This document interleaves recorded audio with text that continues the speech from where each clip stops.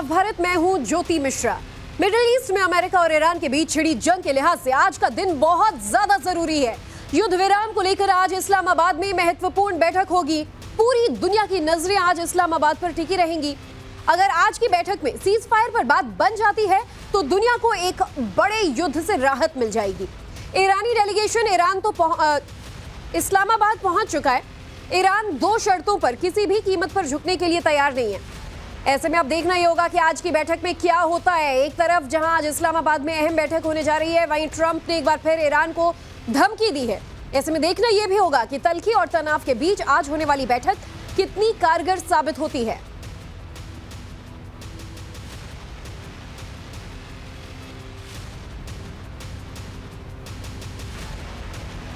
तो जंग को लेकर इस वक्त की एक बिग ब्रेकिंग आपको बता दें। सीज फायर के लिए इस्लामाबाद में आज ये अहम बैठक होने वाली है। अमेरिका ईरान के बीच सुलह की कोशिश की जाएगी। अमेरिका और ईरान के डेलीगेशन के बीच बैठक होगी। ईरान ने लेबनान पर हमले रोकने के लिए शर्तें रखी है। दुनिया भर की नजर इस्लामाबाद पर टिकी हुई है, क्योंकि आज अमेरिका और ईरान आमने सामने होंगे। लेकिन इस बार जंग के मैदान में नहीं, एक मध्यस्थ देश के पास, जहां पर अब कोशिश ये होगी कि दोनों अपनी अपनी बातें रख सकें और एक समझौते पर आया जा सके। हालांकि दोनों ही देशों के जो तेवर हैं वो काफी ज्यादा तल्ख हैं। डोनाल्ड ट्रंप धमकी भरे अंदाज में बातें कह रहे हैं, तो दूसरी तरफ ईरान भी झुकने के लिए तैयार नहीं है और अपनी मांगे माने जाने तक युद्ध पर अड़े रहने की बात कर रहा है। तो इधर इस्लामाबाद में जिन्ना कन्वेंशन सेंटर में बैठक होगी। जिन्ना कन्वेंशन सेंटर में युद्ध विराम पर अहम बैठक होगी।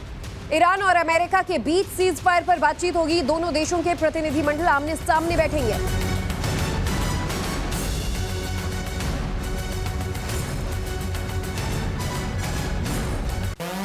तो आपको बता दें, जिन्ना कन्वेंशन सेंटर इस्लामाबाद में आज ये बड़ी बैठक होने वाली है और पाकिस्तान पिछले कुछ दिनों से लगातार इस बैठक की तैयारी में लग भी गया था, क्योंकि पाकिस्तान के लिए भी एक बहुत बड़ा मौका है जब वो खुद को साबित कर पाए कि इस्लामाबाद में हो रही बातचीत में दोनों देशों के बीच चल रहे युद्ध को युद्ध विराम तक लाया जा सके। लेकिन देखना ही होगा कि पहले भी कंफ्यूजन क्रिएट कर चुके पाकिस्तान में आज ये बैठक कितनी सक्सेसफुल होती है। ईरान और अमेरिका के तेवर तल्ख हैं। ईरान के डेलीगेट्स पहुंच गए हैं। लगभग 70-71 प्रतिनिधिमंडल की टीम जो है वो पाकिस्तान पहुंची है और अमेरिका के डेलीगेट्स, जिसमें उनके उपराष्ट्रपति भी होंगे, वो अब से कुछ देर में इस्लामाबाद पहुंचेंगे।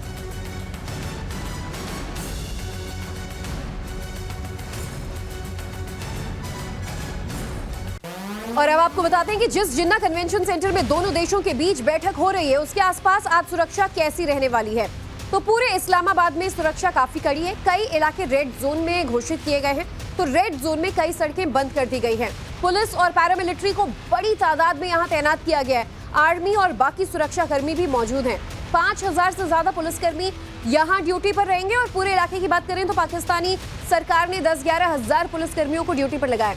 वहीं वीवीआईपी ब्लू बुक प्रोटोकॉल लागू किया गया है। मूवमेंट के लिए अलग से रूट तय किए गए हैं। हेलीकॉप्टर से निगरानी भी जारी है। पाकिस्तानी एयरफोर्स ने एरियल कवर किया है और गैर जरूरी वाहनों की एंट्री पर भी बैन लगा दिए गए हैं। यहाँ तक कि तमाम स्कूल कॉलेजेस में छुट्टी घोषित कर दी गई है। दफ्तर बंद कर दिए गए। पाकिस्तान की तैयारी ऐसी कि कहीं कोई चूक ना हो जाए, क्योंकि पाकिस्तान को आज खुद को साबित करना है कि उसने कैसे एक बड़े पीस प्लेटफॉर्म की तरह यहाँ पर एक्ट किया है।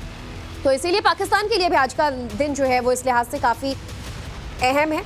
और हमारे साथ आज चर्चा के लिए मेहमानों का भी पैनल जो है वो जुड़ चुका है। रिटायर्ड कर्नल उत्कर्ष राठौर हमारे साथ जुड़ चुके हैं और अब से कुछ देर बाद एयर वाइस मार्शल पीके श्रीवास्तव सर भी जुड़ेंगे। राठौर सर, गुड मॉर्निंग, स्वागत है आपका। जो हालात आज इस्लामाबाद में देखने को मिल रहा है उस पर पूरी दुनिया की नज़र है। ईरान का डेलीगेट पहुंच तो गए हैं पाकिस्तान, लेकिन पहले भी यहाँ पर कंफ्यूजन क्रिएट हो चुका था। अभी भी अमेरिका से लेकर ईरान तक के तेवर जितने तल्ख हैं, इस बातचीत को लेकर आपको क्या उम्मीद नजर आ रही है? गुड मॉर्निंग ज्योति, आप सही कह रहे हैं कि अभी बातचीत क्या जो है साथ बीत चुकी है। और आप देखिए कि काली वाफ जो लीड कर रहे हैं उन्होंने साफ कहा है कि प्री कंडीशन हमारी दो हैं।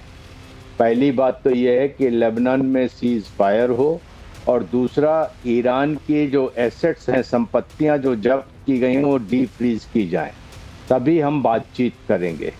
लेकिन पुरानी गलतियों से थोड़ा सबक लेते हुए एक काम तो किया है पाकिस्तान ने कि पाकिस्तान पहले दोनों पक्षों से अलग मिल रहा है। तो पहले पाकिस्तान के जो ईरानी डेलीगेशन आया है वो प्राइम मिनिस्टर से मिल रहे हैं, और इसी तरीके से उनकी कोशिश होगी कि वो अमेरिकन डेलीगेशन से भी मिलें, और उसके बाद आगे अगर बात बनेगी, कॉमन ग्राउंड होगा, तो दोनों के पक्षों के बीच में वार्ता भी हो सकती है। लेकिन इसके बीच में जो ट्रंप ने बयान दिए हैं, वो कह रहे हैं, वो एक बहुत बड़ी बात कह रहे हैं। वो कह रहे हैं कि ये ईरानी जो डेलीगेशन आया है वो जिंदा इसलिए है कि हम इनसे बात कर सके हमसे, नहीं तो हम इनको भी मार सकते थे। और कहीं ना कहीं ये बात सही कह रहे हैं, क्योंकि इन्होंने प्रेसिडेंट को, कालीबाफ को और अरागची को जीवन दान दे रखा था कि हम तुम पर अटैक नहीं करेंगे, तो उन्होंने ये बात कही। और दूसरी बात उन्होंने कही कि स्ट्रेट ऑफ हॉर्मुज में ये वसूली बंद होनी चाहिए, और तीसरी बात उन्होंने कही कि हमारे हथियार फिर से तैयार हैं। तो बहुत ही दोनों तरफ से शो डाउन है। इसी बीच में ईरान ने भी एक इमोशनल कार्ड चला है, अपनी जिस हवाई जहाज से वो आए हैं उन्होंने डेडिकेट किया है मीनाब की में स्कूल में मारी गई इन लड़कियों के लिए, उनके बैग और जूते वगैरह वो लेके आए हैं, तो दुनिया को दिखा रहे हैं। सर, इस पहलू पे भी मैं आपकी राय चाहती हूँ। ये वॉर का एक पहलू ऐसा भी है जिससे काफी ज्यादा जो ह्यूमन राइट्स हैं उसकी लोग बातें करते हैं, और जंग का एक ऐसा रूप जो कोई देखना नहीं चाहता है। ईरान का ये दाव क्या खेल खेलेगा? निश्चित तौर पर एक इमोशनल एंगल जरूर था, और जब लोग इसे देख भी रहे हैं तो इमोशनल हो रहे हैं कि एक पूरी फ्लाइट का नाम ही उस स्कूल पर रख दिया, उन बच्चों के नाम पर रखा गया जो इस युद्ध के दौरान मारे गए थे, और फिर वो पाकिस्तान पहुंचे हैं। ज्योति, आप सही कह रही हैं। अनफॉर्चुनेटली आज हमारे दिलों में इमोशंस के लिए अब जगह बची नहीं है, खास करके इंटरनेशनल पॉलिटिक्स में। जी। एक स्कूल पर हमला होता है, 160 बच्चियां मारी जाती हैं, ये हमारे कॉन्शियस को झकझोरने के लिए काफी था, युद्ध को रोकने के लिए काफी था, लेकिन आजकल इसको कोई मानता नहीं है। तो मैं चाहता हूं कि कम से कम हमारे कॉन्शियस थोड़े तो जिंदा हों, लेकिन ऐसा होता नहीं है। हार्ड पॉलिटिक्स में, रियल पॉलिटिक्स में आजकल ताकत की भाषा बोली जाती है, ताकत की भाषा ही लोग एक दूसरे की सुनना पसंद करते हैं। लेकिन ईरान ने अच्छा किया है कि उन्होंने इस बात को उजागर किया है, और सारे युद्ध में आप देखें तो बच्चियां थी, इसके अलावा क्या जिनके घर उजड़ गए, वो भी तो एक कहानी है। हर आदमी के पास एक कहानी है बताने के लिए। दुनिया के किसी भी कोने में युद्ध चल रहा हो, भयावह युद्ध चल रहा हो, ये हमेशा एक ह्यूमन ट्रेजेडी बनकर ही उभरता है। सर देखिए, मेरा सवाल भी इसी से जुड़ा ये है कि ये ह्यूमन ट्रेजेडी है, और शायद ईरान ने शांति वार्ता से पहले ये संदेश दुनिया को दे दिया कि हम बातचीत के टेबल पर जा रहे हैं, लेकिन हम भूलेंगे नहीं वो जख्म जो अमेरिका तुमने हमें दिया या इजराइल ने दिया। और इसी संदेश के साथ वो इस्लामाबाद पहुंचते हैं, लेकिन एक तरीके का अविश्वास अभी भी ईरान में भी बना है, अमेरिका में भी बना है, और इतने सारे अनसर्टेनिटी के बीच अगर आप युद्ध विराम के लिए बातचीत करते हैं तो क्या बात मुमकिन हो पाएगी? किसी नेगोशिएशन पर या बीच के रास्ते पर ये लोग आ पाएंगे? देखिए, अगर वो इस्लामाबाद दोनों डेलीगेशन आए हैं तो कुछ न कुछ बात तो होगी। इसके कई पहलू हो सकते हैं, अगर आप वक्त दें तो मैं बता सकता हूँ कि हो सकता है कि बातचीत आगे बढ़े। अभी वो पाकिस्तान से मिले, उसके बाद दोनों दरवाजे खोल दिए जाएं, अमेरिका और ईरान सामने बैठ के बात करें। हो सकता है बातचीत फेल हो जाए, हो सकता है आगे बात करने की लोग रजामंद हो जाएं, हो सकता है कि वो ईरान अपनी तरफ से कहे चीन और रूस को हम लाना चाहते हैं। तो इसके कई तरीके हैं। हो सकता है वेन्यू बदल जाए, ये कहें अगली बातचीत कहीं और होगी जिसमें और भी पक्ष आएंगे। खाड़ी के देशों का कोई प्रतिनिधित्व नहीं है जिन्होंने सबसे ज्यादा मार दे दी है, तो इसमें ओपन एंडेड है कि बातचीत कैसे होगी।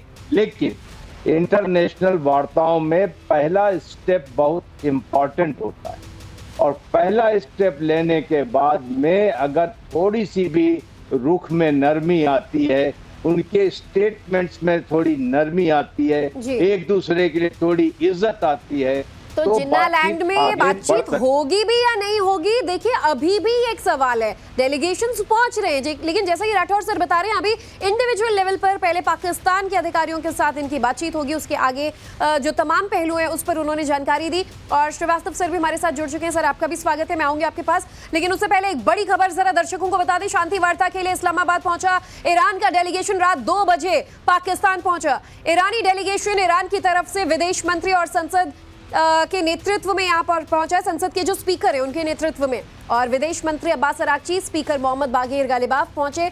जनरल आसिम मुनीर ने एयरपोर्ट पर उनको रिसीव किया है। ईरान का डेलीगेशन जब इस्लामाबाद पहुंचा तो एयरपोर्ट पर पाकिस्तान के विदेश मंत्री इशाक डार और फील्ड मार्शल आसिम मुनीर भी स्वागत के लिए मौजूद थे। ईरान से जो डेलीगेशन आया है उसमें संसद के अध्यक्ष हैं मोहम्मद बाकीर गालिबाफ जिनका नाम है, और ईरान के विदेश मंत्री अब्बास अरागची। और जैसा कि सर भी बता रहे थे कि इन दोनों को एक तरीके से जीवन दान अमेरिका ने दिया है कि हम आप पर हमला नहीं करेंगे। ईरानी डेलीगेशन जीवित इसलिए है कि हम आपसे बातचीत कर सके।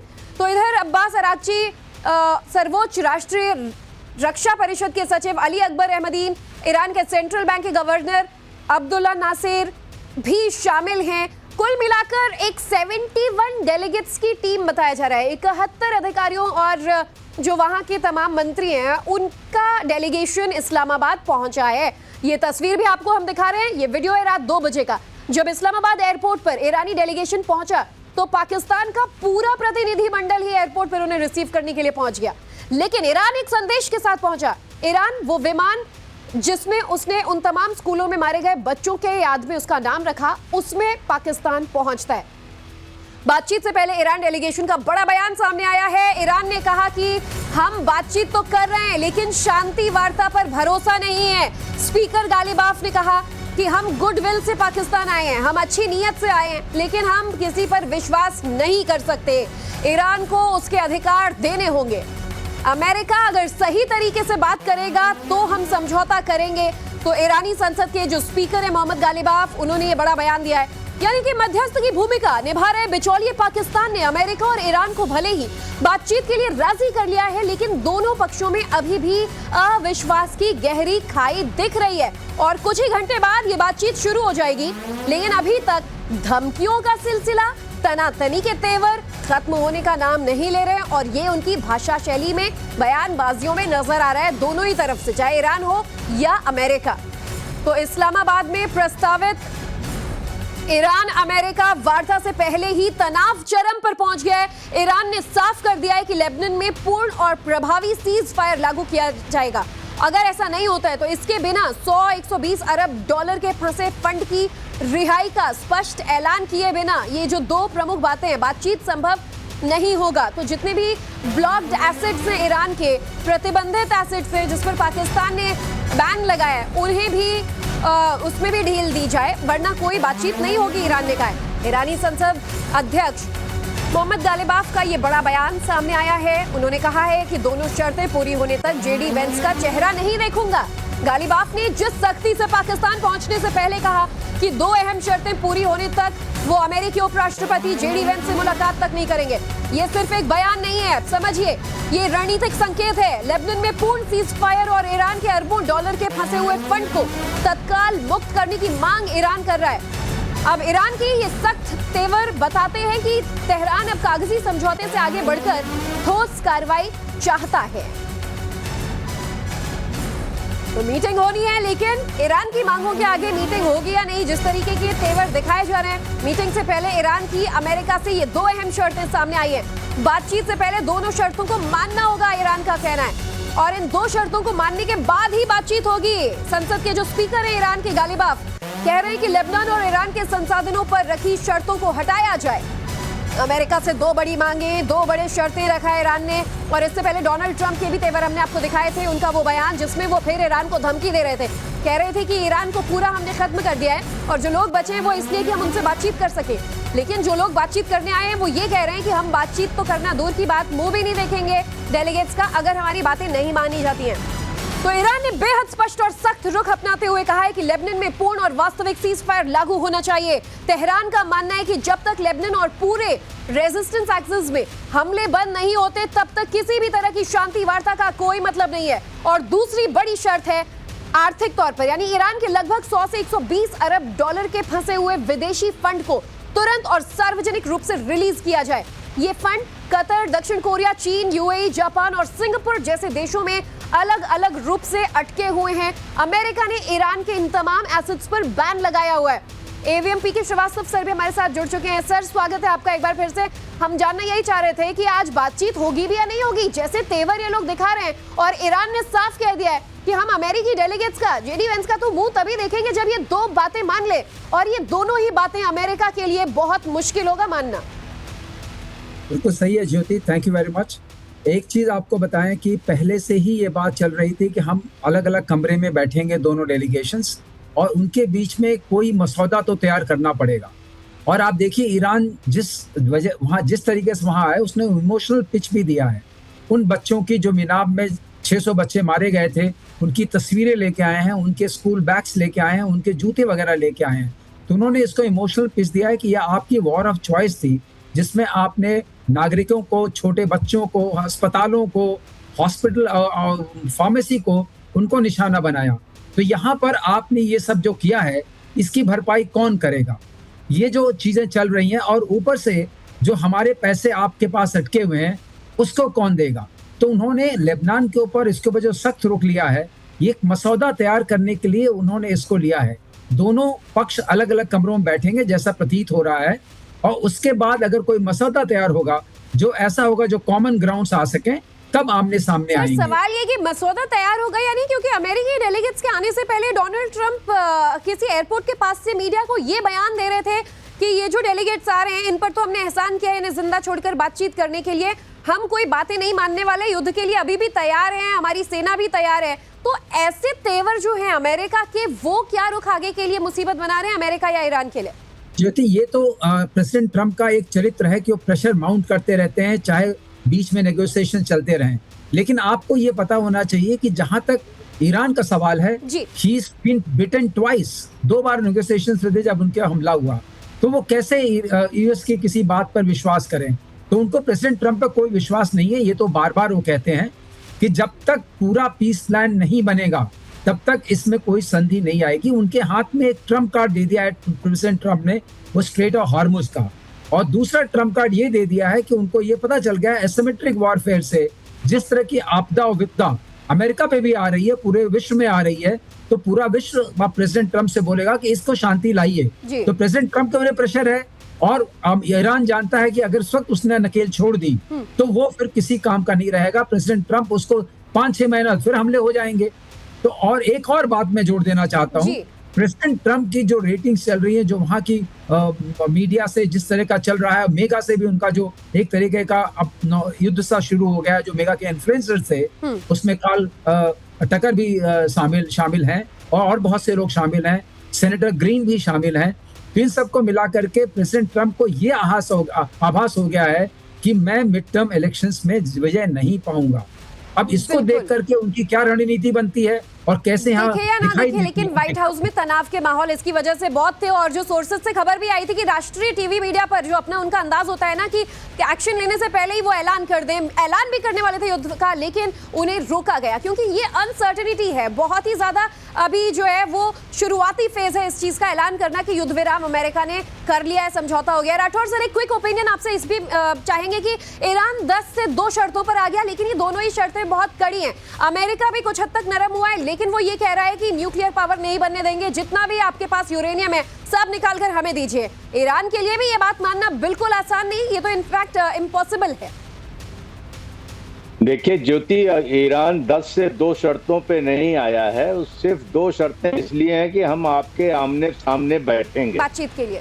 इसलिए 2 शर्तें इसकी हैं कि अगर आप हमसे हाथ मिलाना चाहते हैं, आमने सामने बैठना चाहते हैं, एक फोटो ऑफ करना चाहते हैं, तो ये 2 शर्तें तो पहले आप माने, अपनी नीयत साफ करें कि हाँ आप बातचीत में वाकई इंटरेस्टेड हैं, संजीदा है, इसलिए कहा गया है। लेकिन उसकी बाकी शर्तें आज भी जिंदा है, उसके ऊपर पुरजोर तरीके से बहस करेगा, पुरजोर तरीके से लड़ाई लड़ेगा।